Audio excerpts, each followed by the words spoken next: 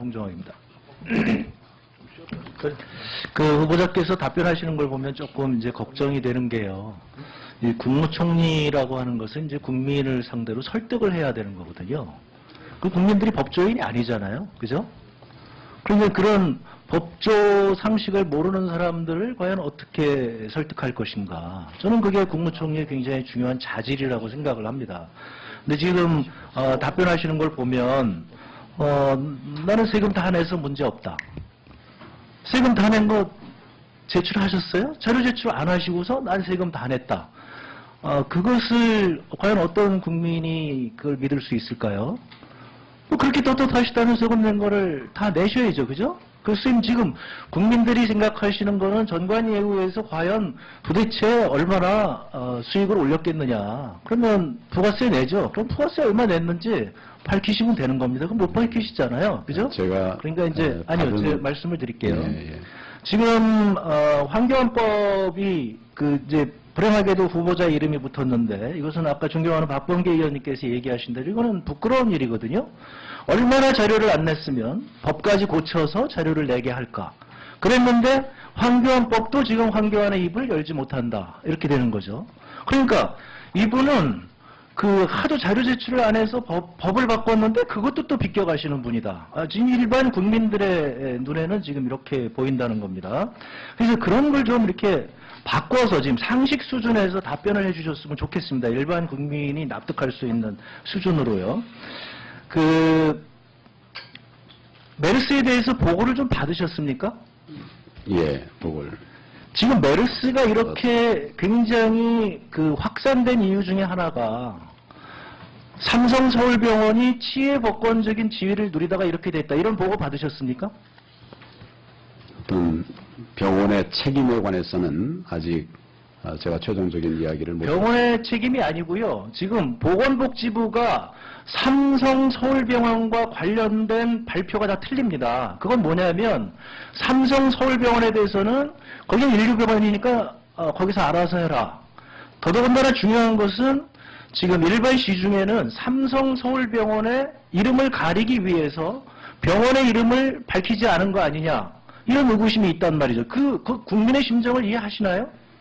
네, 충분히 이해가 됩니다. 네. 이해가 되고 그 경우에 대해서도 나중에 네. 기회가 되면 좀 잘 살펴보겠습니다. 이게 지금 이 삼성에서 확진자로 밝혀진 이 의사분이 있는데 이게 보건복지부 발표에 이분이 안 들어가요.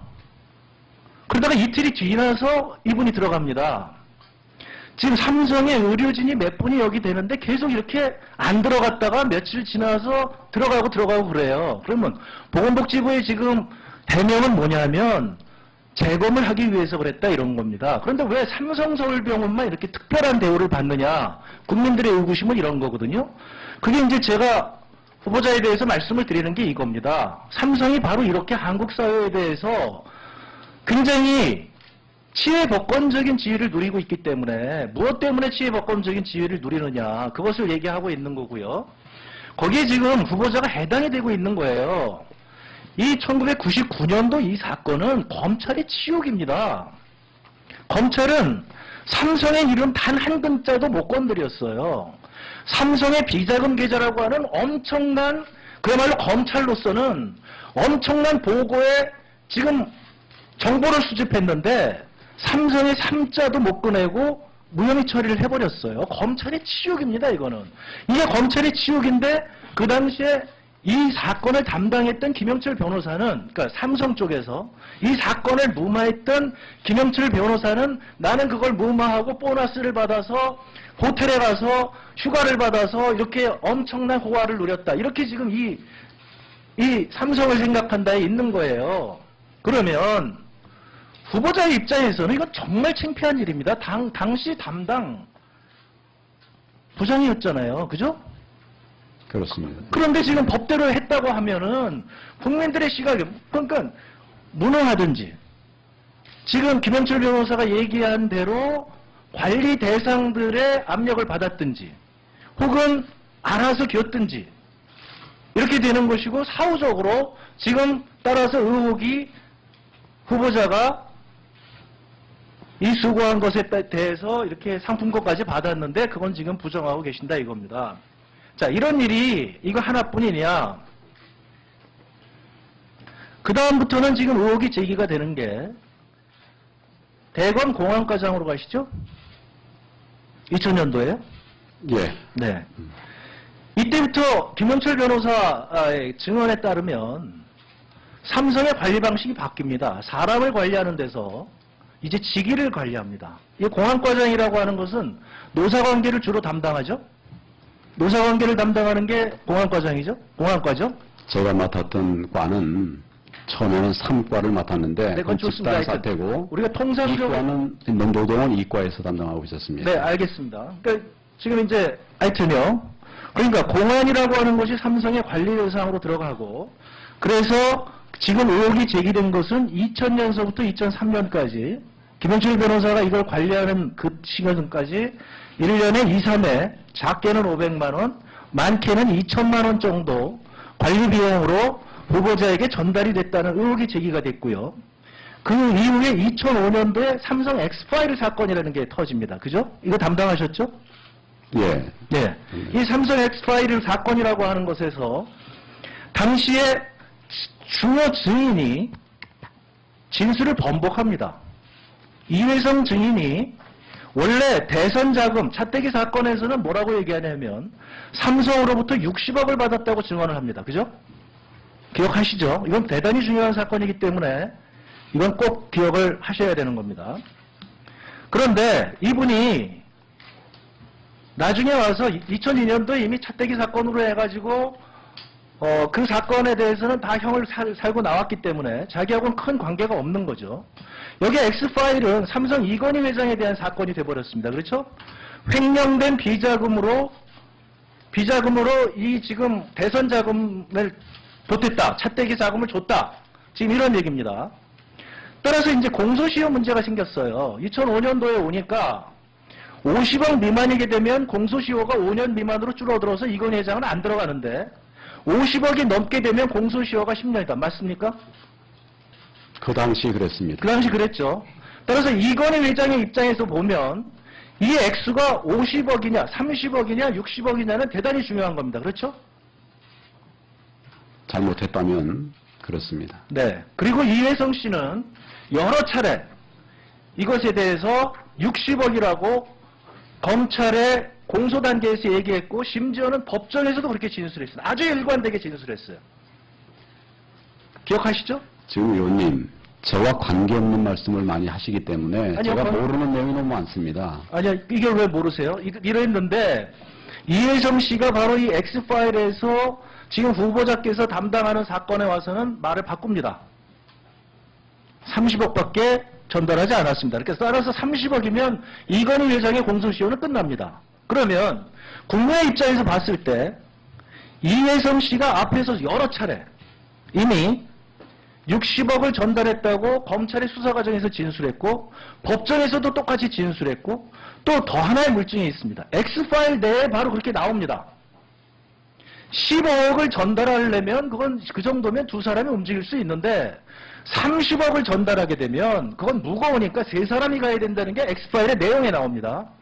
따라서 그것을 포함해서 서너 차례 더 전달했다고 한다면 60억이라고 하는 것이 다 일관되게 맞아 떨어지는 거예요. 그런데 이때 와서 30억으로 바꾼다고 얘기하니까 검찰이 그냥 네 30억입니다 이렇게 받았습니다. 이거를 국민들이 상식적으로 납득을 할까요? 국민의 입장에서 한번 답변을 해보시죠. 지금 의원님 말씀하시는 거는 제가 알고 있는 사실관계와 너무 다릅니다. 저희가 그때 삼성 비자금에 대해서 이미 그 앞에 조사가 좀 있었고 그 조사 결과 나온 것보다 저희들이 수사한 결과에 더 많은 것들이 나왔었습니다. 다만 의원님 말씀하시는 것처럼 공소시효가 다 도과됐기 때문에 처벌하지 못한 부분도 있습니다만은 그때 수사팀들이 기본적으로 수사했던 것은 국정원 또는 정보기관의 도청 사건 이걸 조사를 했고 아니요 지금 핵심에 대해서 답변을 해주세요. 이회성 씨가 앞에서 일관되게 60억을 전달했다고 나왔습니다. 그런데 지금에 와서 진술을 번복했다고 하면 최소한 우리가 상식을 가지면 그러면 그 절차에 대해서 검사 아닙니까? 그야말로 검을 휘두르는 사람 아닙니까? 그러면 그것에 대한 판단은 판사한테 물어봐야죠. 당연히 기소를 해야 되는 겁니다. 네, 제 기억에는 저희 그 당시 수사팀에서 과거에 수사한 것보다 훨씬 많은 비자금을 밝혀냈는데 그럼에도 불구하고 당시에 법에 의해서 공소시효가 완성된 부분이 있어서 그걸 처리를 못한 것뿐입니다. 그 당시로서는 저희들이 최선을 다했고 또 많은 수사 인력들이 확보돼 가지고 노력들을 했었다는 사실을 말씀을 드립니다. 이런 국민의 입장에서 보면 좀 어떤 현상이 벌어지냐면요. 지금 공무원 인사를 담당하시는 분이 누굽니까? 기본적으로는 대통령께서 맡아 하시고 각 부처 장관들이 하고 있습니다. 지금 공무원 인사 최종적으로 지금 하는 분이 있잖아요. 인사혁신처장이 있으시죠? 아니 직급에 따라 다 다르죠. 네, 주로 인사혁신처장이 일반 공무원 그 인사를 다 하죠? 인사는 주무부처 장관이 하는 것이 일반적입니다. 네, 주무부처 장관이 하는데 인사혁신처장이 인사정책을 총괄하죠? 인사정책은 총괄합니다. 네. 그분이 지금 어디서 근무하시던 분이죠? 삼성에 있었던 분으로 알고 있습니다. 삼성에서 인사 담당하시던 분입니다. 예. 그러면 제가 아까 오늘 오전 처음에 보여드렸다시피 삼성이 어떤 조직을 관리하는 방법은 뭐냐면 인사를 담당하는 고위직을 매수해서 다른 사람들이 인사의 불이익을 받을까봐 삼성에 대해서는 알아서 관리받고 잘 보이게 되는 이것을 지금 김영철 변호사의 이 책에 보면 그렇게 나와 있습니다. 삼성이 이게 어떤 조직에 대해서 하는 그 방법이라고 여기 나와 있어요. 그런데 지금 국민의 읽으시면 그렇다고 한다면 국무총리가 지금 삼성에 대해서 그동안 이렇게 거의 특혜성에 가까운 수사를 하셨던 분, 인사혁신처장이 삼성에서 인사 맡던 분, 그러면 박근혜 정부라고 하는 것은 결국은 박근혜 정부의 인사는 삼성이 다 결정하는 것이 아니냐. 그러면 박근혜 정부에서 공무원이 삼성의 의사에 반해서 조금이라도 할 수 있는 사람이 있겠느냐? 이게 국민의 의구심이 아닐 거 아니겠습니까? 거기에 동의하지 않으십니까? 삼성이 수사에 어려움을 주는 장애다라는 생각을 해본 일이 없습니다. 또 그 사건 마찬가지 저희가 삼성에 대해서 할 수 있는 모든 것들을 다 했다고 생각을 하고 있었습니다. 입증이 안 돼서 더 나가지 못한 부분도 있지만 우리가 밝힌 부분들도 있었습니다. 어떤 특정 기업 집단이 검사들이 수사를 할 때 그 기업 집단이 있다는 것 때문에 검사들이 할 일을 안 하는 이런 세상이 아닙니다. 그러니까 검찰의 치욕이라고 제가 말씀하지 않습니까? 일반 국민의 입장에서 보면 이건 치욕적인 일입니다. 삼성 앞에만 서면 작아지는 거예요. 후보자께서는. 아니 그렇지 않다고 아니 지금 말씀을 제가 사후적으로 봤을 때 여기 범죄행위가 있었는데 못 밝히셨잖아요. 이 책에 분명히 범죄행위가 있었다. 아니 그 책이 바이블 아니지 않습니까? 이 책에서 이런 식으로 했는데 이 책에 소송 한 번 안 걸렸습니다. 지금 후보자께서 간단하게 후보자에 대해서 무슨 그 상품권 몇 장 줬다고 해서 소송 거셨죠. 이 책에는 어마어마한 얘기들이 있는데 인신모독에 가까운 얘기들이 있는데 그 소송 한 번 안 걸렸습니다. 그런 부분들에 저와 관련된 부분에 대해서는 제가 소송을 했고 진행을 하고 있고 또 승소했습니다. 그러니까 제가 이제 말씀을 드리잖아요. 일반 국민의 입장에서 보면 지금 사후적으로 이 책에서 보여다시피 삼성의 고위 임원이 관계된 그런 불미스러운 사건이고 거기 삼성 비자금 계좌가 포착이 됐는데 검찰이 근처도 못 가고 삼성의 삼자도 못 꺼내고 끝냈다. 삼성 S파일의 경우에는 명백하게 누구나 그것이 불법적인 도청 파일이었지만 불법이 있는 걸 뻔히 아는데 그러면 증거 능력만 없을 뿐이지 제3의 방법으로 충분히 가서 압수수색하고 그러면 계좌 추적하면 충분히 밝힐 수 있는 거죠. 그 이후에 다 밝혀진 겁니다. 제3의 방법으로 수사를 했습니다. 그러니까요. 그러니까 못했기 때문에 못 밝혔기 때문에 그것이 검찰의 치욕이라는 겁니다. 이게 둘 중에 하나죠. 대단히 무능하거나 아니면 유착이 있거나 지금 이런 얘기입니다. 그런데 이것이 지금 삼성공화국을 얘기하는 상당히 많은 국민들 그런 지식인들이 있었고요. 여기 지금 이게 밝혀졌고요. 이분들이 우려하는 현상 삼성 앞에만 서면 공무원이건 검찰이건 자가반지는 이것에 대해서 지금 우려하고 있다는 겁니다. 지금 문제가 뭐냐면요. 재벌에 대해서 1년간 세금을 깎아주는 게 얼마인지 알고 계십니까? 그건 범위에 따라서 어떤 세금에 따라서 다를 것입니다. 법인세요. 법인세 재벌들이 세금을 많이 내니까요. 재벌들의 지금 법인세 중에서 58% 법인세 감면액 중에서 58%를 재벌들이 세금을 깎아줍니다. 그 58% 중에서 정부가 발표는 안 하지만 아마 절반 이상이 삼성그룹이 가져갈 거라고 생각을 하는 거예요. 일반 국민의 입장에서 보면 일반 국민은 세금을 그렇게 깎아주냐 이거죠. 지금 대재벌이 세금을 깎아주는 것이 옳으냐 아니면 중소기업 세금을 깎아주는 것이 옳으냐 어떻게 생각하십니까? 총리 후보자로서. 재벌들에게 그렇게 엄청난 세금을 깎아주는 것이 타당하다고 생각하십니까? 저는 특정 기업을 비호할 생각 전혀 없습니다. 전혀 없습니다. 없고 잘못한 것은 잘못한 대로 잘못 안 했는데도 잘못한 것처럼 만들 수는 없고 잘못한 것은 잘못한 대로 그렇게 지금까지 일관되게 노력을 해왔습니다. 경우에 따라서 제가 그 말씀을 드리는 겁니다. 지금. 그런데요. 지금 재벌들에게 저렇게 엄청난 전체 법인세 감면 중에 재벌이라고 하는 것은 숫자가 0.4%밖에 안 됩니다. 0.4%밖에 안 되는 기업이 세금 감면의 58%를 가져가는 거에 대해서 온 국민이 불만인데 그거에 대해서 지금 못 고치고 있단 말이에요. 이 박근혜 정부에서 안 고치고 있단 말이에요. 그거에 대해서. 저희가 지속적으로 저렇게 왜 세금을 왜 재벌들에게 깎아주냐. 네. 이것에 대해서 후보자께서 답을 하셔야 됩니다. 법인세 정책에 대해서는 여러 가지 복잡한 얘기가 많이 있고 또 세계적으로도 법인세를 낮춰서 기업을 활성화해서 경제를 살리고 경제를 활성화하는 이런 정책을 진행하고 있는 것으로 알고 있습니다. 물론 세계 다른 나라의 예를 우리가 그대로 다 답습할 필요는 없지만 그런 점을 감안해서 기업이 일을 해서 많은 부를 국가로 가져오고 그것을 나누는 이런 기본 틀 속에서 법인세가 논의가 되어 온 것이 아니냐 그런 생각을 합니다. 어떤 특정 기업을 위해서 제도를 만들고 또 특정 기업을 위해서 뭘 어떻게 하고 이렇게 해오지 않은 것으로 알고 있습니다. 지금 삼성의 의료진이 몇 분이 여기 되는데 계속 이렇게 안 들어갔다가 며칠 지나서 들어가고 그래요. 그러면 보건복지부의 지금 대명은 뭐냐면 재검을 하기 위해서 그랬다 이런 겁니다. 그런데 왜 삼성서울병원만 이렇게 특별한 대우를 받느냐. 국민들의 의구심은 이런 거거든요.